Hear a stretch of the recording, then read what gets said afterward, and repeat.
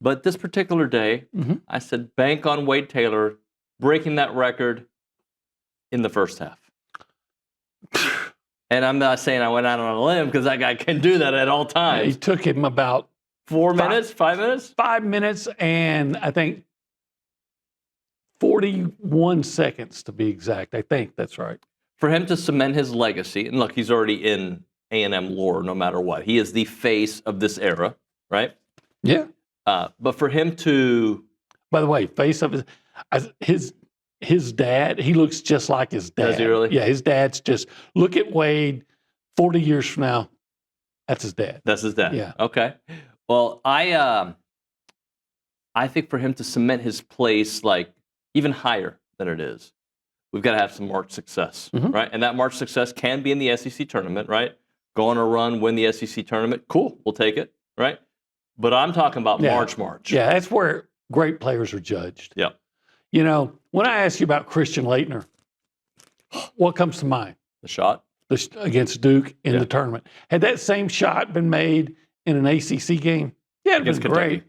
But, yeah, it was against Kentucky. And you think about... And who threw the pass? I don't know. Grant Hill. You think about Tyus Edney from UCLA, the play driving it all the first things. Round matchup, wasn't that again? Wasn't that in the first round? Might have been. But you know, that's so yeah, tons of great plays are made throughout the season, and I guess you're remembered locally, but yeah, to really raise your profile, it's what you do in the NCAA tournament, in March Madness. And look, the bar's not that high. I mean, it's high, but can we get to the second weekend? I hate saying it out loud because I want way more than the second weekend. But I think that's what we're talking about. Get to the second weekend, you kind of change the way we look at this incarnation of Aggie basketball. Get to the Elite Eight. Oh, you get to the Elite Eight. Because they've been to the second weekend before. Well, not this twice. Twice. And then as you go through the weekend, I mean, you'll never apologize for getting the starts that you've gotten really over the course of the year between Prager, Lampkin, and Miles Patton. But was there a time maybe in the 19-0 win or the Saturday game where you're like, man, these guys are just cruising through hitters. I'd like to see more of these bullpen arms before SEC play. Or was it more about, hey, we got to make sure that those three are lathered up and ready to go once Bama rolls in here next week? Yeah, it was more, I mean, we got to make sure their pitch counts are where they're supposed to be and they continue to build. I think there's like, everyone talk a recipe like for injury sometimes is if someone is overthrown and not built up, if they take a dip in pitch count and they're you know what I'm saying? So you got to continue to stay lathered up, as you said, and build up. But also, like, if they're pitching well and we just want to continue to play. But yeah, you like to see other guys, but at the same time, I don't want to say we're past that a little bit, but like when those guys are rolling, we're going to let them roll, and then the bullpen guys will get in when they can get in. Talking to Michael Earley here on TexAgs Live. Coach Earley, staying with the rotation, Ryan Prager, 200 career strikeouts as an Aggie. Just his consistency. We talk about him every weekend, but he just keeps adding to what he's done here at A&M. Yeah, I mean, I thought that was really cool, and we were able to present the lineup card and the ball to him in front of the team, and just Ryan's just a special kid. Like, there's no way around it. And I told, like, as a teammate and as a player, I don't take him for granted. I think that guy is just the ultimate competitor, ultimate Aggie. Talk about the courage just to come back to school because he stuck to what he believed in. And I told some of the younger pitchers and even younger players, like, he's not the only one on this team, but what an example for you to get a look at every single day. Like, could you think of a better example of someone from a teammate standpoint, school standpoint, just courage standpoint, willing to bet on himself, all of those things is what Ryan Prager is. And I think, there's some young guys in that locker room. If you want to see how it's supposed to be done and see what it's supposed to look like and how you're supposed to act. And I haven't even talked about how good he is yet. So just from that standpoint, he's awesome. I mean, I could talk about that guy for days. and every time he steps on the mound. But I just think everything else he does is so special. That's why when he goes out there and competes, he doesn't have to worry because he knows he's put in the work. Tom, you've caught a lot of Wade Taylor games. He becomes the all-time leading scorer in A&M history. Just when you think about his career, his season, everything, just give me some thoughts on Wade.